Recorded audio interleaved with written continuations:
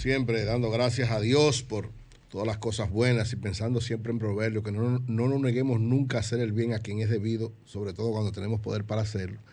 Y creo que este momento, aunque estamos en una situación especial por esta tormenta, también tenemos que poner nuestros ojos hacia Haití.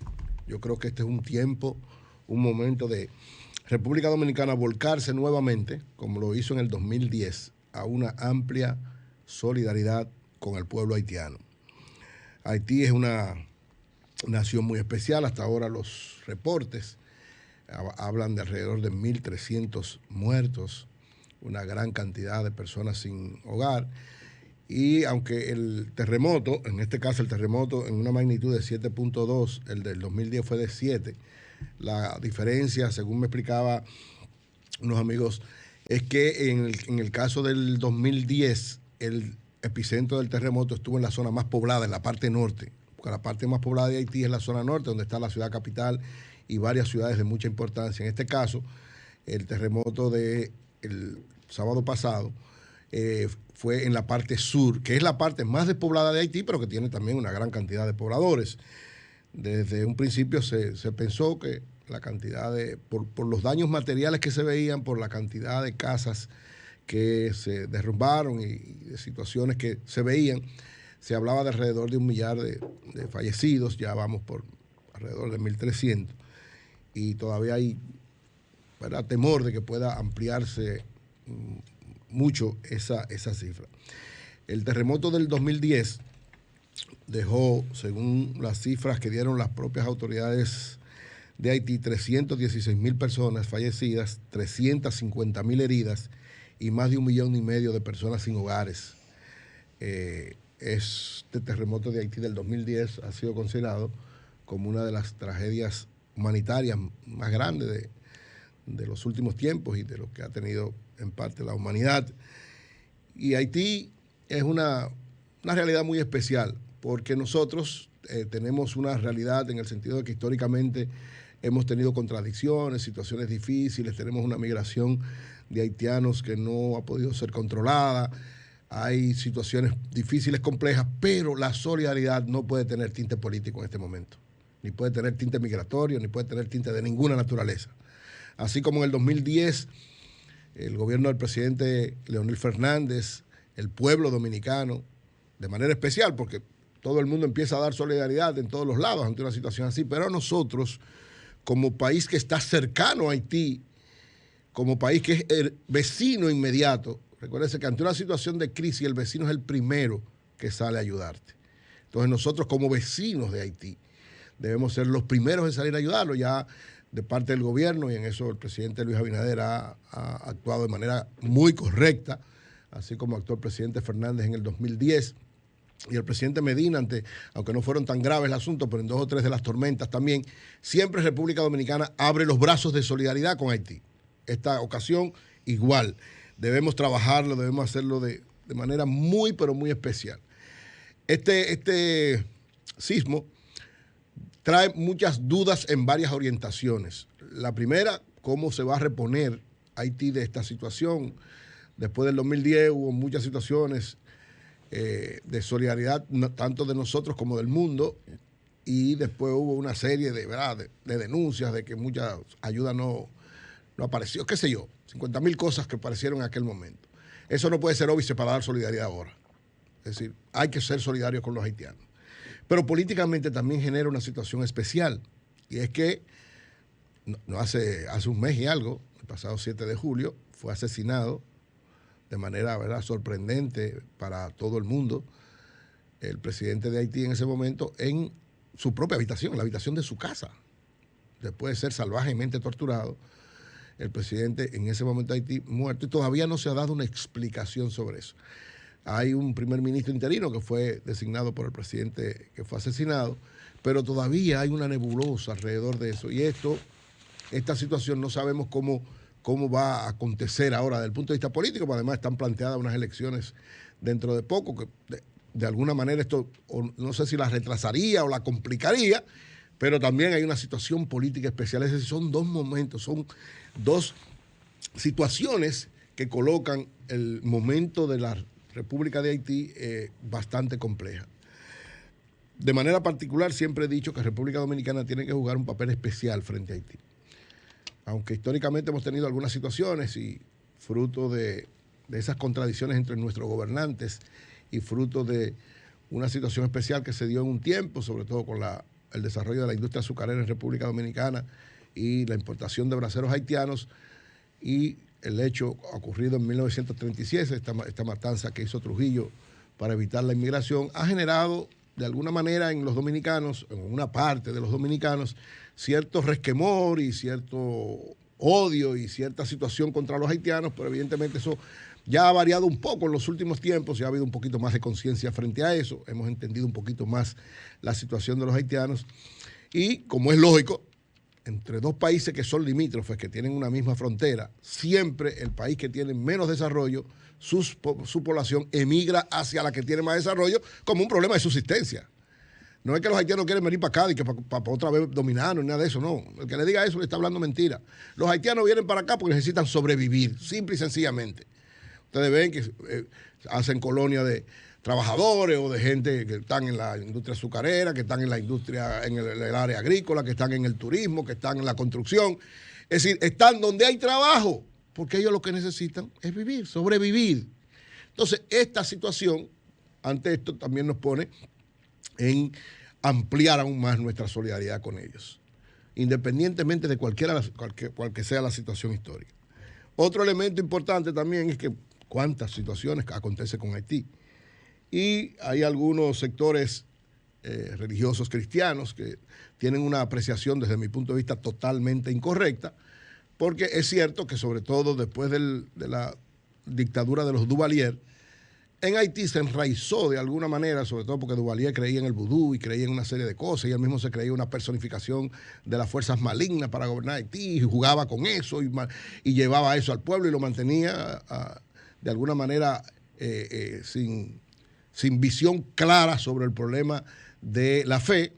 Y entonces eso enraizó en Haití y popularizó y el vudú, que es una religión que generalmente apela a las fuerzas malignas, se ha convertido en parte de la cultura o una parte de la cultura de los haitianos. Entonces eso lleva a que muchos cristianos vean de manera incorrecta y entiendan que todo lo que pasa en Haití es supuestamente un castigo de Dios. No es verdad.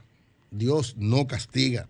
Dios lo que hace es que da amor, solidaridad, según el nuevo pacto, según el Nuevo Testamento. A partir de venir Jesús, Jesús ya pagó por todo el mundo, por todo el mundo. Entonces Dios no quiere el mal de nadie, Dios quiere el bien de todo el mundo, lo dice muy bien Santiago 1:17, nada malo viene de Dios, solo lo bueno. Entonces, lógicamente, hay situaciones tanto de la naturaleza, tanto del funcionamiento del mundo, del funcionamiento de la tierra, que tienen que ver con este tipo de cosas, pero no son nunca un castigo de Dios. Por el contrario, Jesús lo que vino fue a dar solidaridad, a entregar su vida por nosotros y a defendernos a todos y a tratar de que todos seamos victoriosos y podamos encontrar la vida eterna. Entonces, quien le dice a usted que eso que pasa en Haití es un castigo de Dios, le está hablando mentira. Dios no quiere mal para nadie. Dios siempre quiere el bien. Entonces, en función de eso, y tal como nos enseñó Jesús, este es un momento de amplia solidaridad. En Haití hay una gran cantidad de misioneros cristianos que hace mucho tiempo están trabajando para enfrentar no solamente el asunto de la pobreza material, sino sobre todo la pobreza, digamos, espiritual, las limitaciones espirituales que tienen muchos haitianos, y hay que apoyar entonces con más fuerza a esos misioneros, hay que apoyar al gobierno haitiano que está tratando de enfrentar esta situación, y los dominicanos debemos seguir fluyendo. Toda la solidaridad que usted pueda dar, ahora hay muchas formas, hay que mandar agua, hay que mandar comida, hay que mandar ropa, todo lo que se pueda ayudar. Usted que me está escuchando, usted puede ayudarlo. No hay nadie que no tenga algo que pueda dar. No hay nadie que no tenga algo que pueda dar. Usted busca o sea, usted puede comprar 2 botellitas de agua, o usted puede comprar un fardo grandísimo de agua, usted puede comprar lata, usted puede comprar cualquier cosa, y en uno de los centros donde se esté dando solidaridad con Haití, este es el momento de darla. Este es un momento de dar solidaridad con Haití, porque ciertamente los haitianos son nuestros vecinos. Y reitero, el primero que llega a socorrerte, primero que tu familia, tu vecino es el primero que llega a socorrerte cuando pasa algo en tu casa, primero que cualquiera. Entonces, eso debemos ser nosotros con el pueblo haitiano en este momento tan difícil, tan complejo, tan doloroso. Y ojalá también, reitero siempre, que República Dominicana, no solamente con la solidaridad material, sino con todo tipo de solidaridad, incluida la solidaridad político-institucional, porque Haití también va a necesitar, y ahora más que nunca, poder avanzar un poquito en torno a eso. Y tienen algunas levedades, tienen una serie de situaciones especiales. Ojalá que nosotros podamos ser de alguna manera también parte de la solución política, institucional que necesita Haití, que ha necesitado históricamente, pero que ahora y con esta situación la necesita mucho más. Finalmente, miren, hoy es 16 de agosto y se cumplen, ¿verdad?, 158 años de la restauración de la República. ¿Qué fue la restauración? Se llama restauración porque restauramos, o sea, volvimos a tener la independencia perdida del año 1844. Nuestro proceso de independencia, que muchos llaman, sobre todo los que no tienen sentido de patria, separación, porque lo que querían era nada más separarse de Haití, pero no crear una patria independiente y soberana, porque eso solo lo creían los trinitarios en ese momento. La mayor parte de los que participaron, entre ellos Pedro Santana, que fue, digamos, una persona importante, nunca fue un patriota, porque Santana nunca creyó en la patria, nunca creyó en la independencia y nunca creyó que podíamos ser libres. O sea, él jugó un papel importante por una situación especial de ahí se dio con los ateros, que era el sector económico-social que él representaba. Pero Santana nunca creyó en la independencia, nunca creyó en la patria. Por eso, 17 años después, fruto de varias situaciones y especialmente de sus intereses particulares personales, y su temor por una serie de situaciones y su no creencia nunca de que podíamos ser una nación independiente, provocó la anexión. La anexión es, según algunos historiadores, entre ellos Roberto Casá, la verdadera independencia de la República Dominicana. ¿Por qué? Porque si bien es cierto que la primera fue la de 1844, la restauración fue la que conllevó un proceso largo, socialmente importante desde el punto de vista de la participación del pueblo en general, para consolidar la patria dominicana. Primero recuperarla y luego consolidarla. Desde ese punto de vista, siempre que se habla de restauración, viene la discusión de el papel de Pedro Santana en la historia dominicana. Y viene entonces la discusión de si fue correcta la decisión de llevarlo al Panteón de la Patria. Históricamente, desde que estaba en la universidad, recuerdo esos debates alrededor de Pedro Santana, históricamente siempre he tenido la posición que tiene la mayor parte de los historiadores dominicanos de que especialmente Roberto Casá, Juan Daniel Balcácer, una serie de historiadores con los que he estado compartiendo en los últimos tiempos, en los trabajos históricos que estoy haciendo, de que fue un error, una jugada política, digamos, pero un error histórico, el llevar a Pedro Santana al Panteón de la Patria. Pedro Santana no debe estar en el Panteón de la Patria porque evidentemente nunca creyó en la patria y además, algunos dicen, no la traicionó porque nunca creyó en ella, pero cometió una acción traicionera al hacer la anexión a España. Entonces, cuando se piensa siempre en la restauración, hay que pensar en ese papel de Pedro Santana y lógicamente trae esta discusión que no ha podido lograrse en el Congreso. Han habido varios proyectos. Manuel Jiménez llevó uno cuando era diputado, Dionis Sánchez tiene uno, no sé si todavía lo mantiene, de que el Congreso decida, como fue un decreto del doctor Joaquín Balaguer en el momento en que perdió las elecciones de 1978, en una acción absurda, ilógica, irracional, pero que cuando usted la ve en términos concretos, como dijo el director del Listín Diario, Rafael Herrera, cuando usted ve el discurso que dio Balaguer para llevar a Santana al Panteón Nacional, lo que hace es que lo acaba y dice que no merece estar ahí. Y sin embargo, toma un decreto para enviarlo allá. Porque ciertamente la figura de Pedro Santana, por lo que significó la restauración de la República, no merece estar en el Panteón de la Patria. O sea, no merece estar en el lugar donde están los héroes y patriotas, los hombres y mujeres que han entregado su vida por una patria independiente, libre y soberana. No lo merece. Sus restos estaban en la capilla del Seibo, donde él estaba, y se le hacían sus honores y todas sus cosas por el papel que tuvo en la independencia, y ciertamente, perfecto, ese es el lugar donde debería estar, pero no, y mucho menos, como hizo Joaquín Balaguer, colocarlo frente a María Trinidad Sánchez. María Trinidad Sánchez, lógicamente, el gobierno de él, porque hubo mucha gente que fue corresponsable junto con él de todos los crímenes que cometió su gobierno, él defendió todo ese tipo de cosas, pero hubo varios jueces y varios incluso hasta héroes importantes que participaron como fiscales o como lo que fuese, pero la responsabilidad fundamental es de Pedro Santana de fusilar a María Trinidad Sánchez para conmemorar el primer aniversario de la independencia. Es una muestra de que él no creía en nada de eso. El 27 de febrero de 1845, María Trinidad Sánchez, un tío de Sánchez y varias personas más fueron fusiladas propiciados sobre todo por el presidente Pedro Santana, y entonces los restos de Pedro Santana están colocados justo enfrente de María Trinidad Sánchez. No solamente llevarlos es incorrecto, sino colocarlo ahí es doblemente incorrecto. Entonces, en este 158 aniversario de la restauración, la gesta más importante desde el punto de vista histórico para fortalecer y consolidar esa idea de Duarte que se logró en 1844, es un momento que ojalá se le planteó tanto a Leonel Fernández como al presidente Medina, pero ninguno jugó un papel destacado frente a esto, tal vez por temor a los conservadores, por temor a las fuerzas en un momento que el PLD no representaba mayoría.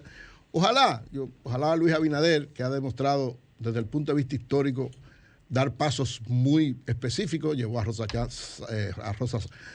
Duarte al Panteón de la Patria, llevó a Gregorio Urbano Gilbert. Para mí esa acción de Luis Abinader tiene una connotación muy importante porque Gregorio Urbano Gilbert, lógicamente usted llevará a Gregorio Urbano Gilbert, de alguna manera es rescatar un espíritu antiimperialista, patriota antiimperialista, patriota antiintervenciones norteamericanas, y mucha gente no entiende eso, la quiere llevar al momento actual, que pueda actuar a favor de alguien, entonces está en contra de los americanos, de Estados Unidos. No.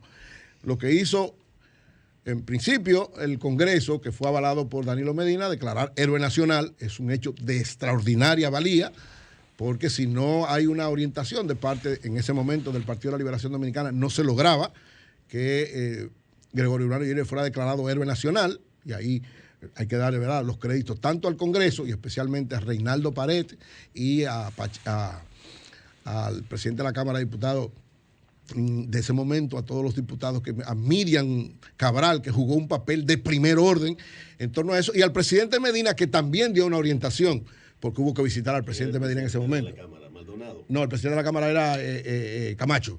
O sea, Camacho y Miriam, que incluso Camacho tiene un hijo que se llama Gilbert, en honor a Gregorio Urbano Gilbert. O sea, desde que fuimos, inmediatamente actuó favorable a eso. Lo mismo que el presidente Danilo Medina. Faltó llevarlo al Panteón Nacional, fruto de diversas situaciones, pero entonces Luis Abinader planteó esto y creo que actuó de manera muy coherente. Por eso cuento con alguna actitud positiva y siento algún nivel de esperanza de que pueda catapultarse este movimiento alrededor de que la figura de Pedro Santana no esté en el Panteón de la Patria y que el presidente Abinader pudiera ser captado, llamado, favorecido con esta situación. Ojalá lo pueda hacer, porque ciertamente tiene que haber una decisión política de parte del presidente y del PRM, o sea, son mayoría en el Congreso, tendría que ser una decisión del Congreso. Así como pasó con la tricausal y el Código Penal, si no hay una actitud clara del presidente y el partido que está en el poder y que domina el Congreso, no se puede tomar ninguna decisión importante, porque le buscan la vuelta, le dan, como pasó con lo de Pedro Santana y los dos proyectos. El PLD no estaba claro, había una posición no clara, los presidentes tampoco estaban claros y le dieron vuelta y vuelta y vuelta, y eso a final de cuentas perimó varias veces. Yo creo que lo volvieron ahora a proponer.